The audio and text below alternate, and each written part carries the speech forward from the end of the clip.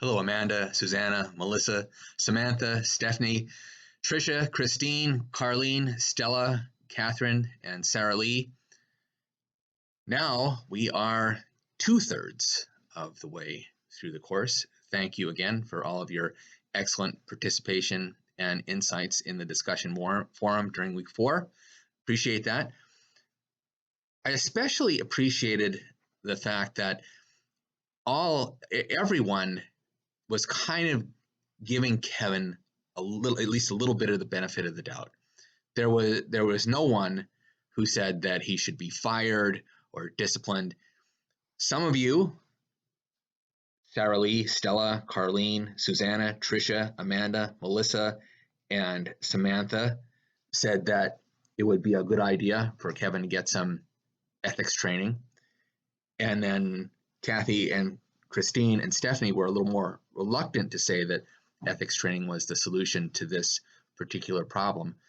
But all of you were willing to work with Kevin. In the past, sometimes when I've taught this course, there have been people that just wanted to let the hammer fall on Kevin immediately because he had been told once, don't do this, and he did it. So zero tolerance for insubordination. And I really don't think that that's what the scenario paints.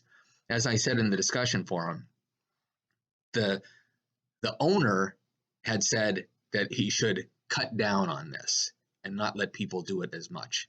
There was not a hard rule put in place, as Stephanie pointed out. There's no policy here, as far as we know. There's not a written policy of guidelines for how the office equipment should be used and who shouldn't be able to use it. Now you might say, well, it's common sense that you don't just let people use it, but as several others of you pointed out in last week's discussion forum, sometimes you have to point out the things that are common sense because common sense really isn't all that common.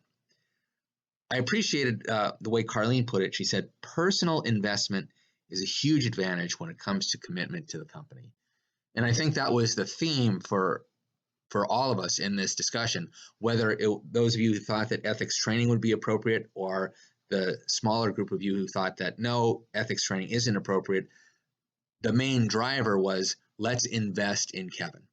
Let's see if we can get Kevin onto the right page and able to be a successful employee and a good contributor to the company. And Kathy and Christine said, well, and Stephanie said that, well, probably an individual conversation is the way to go with this. Kathy says, let's remind Kevin that he needs to be loyal to the company. Christine said, let's take some time even to do a role play with Kevin so that he'll know what to say when somebody comes in who's used to using the copier and there's a new rule in place that you can't use the copier. Let's role play with Kevin so that he'll have some skills to be able to address that situation and address it effectively. I think these are the key things.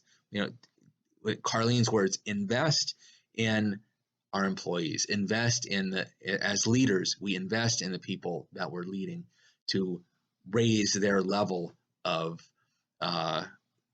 ability to deal with challenging situations so that they don't feel stuck.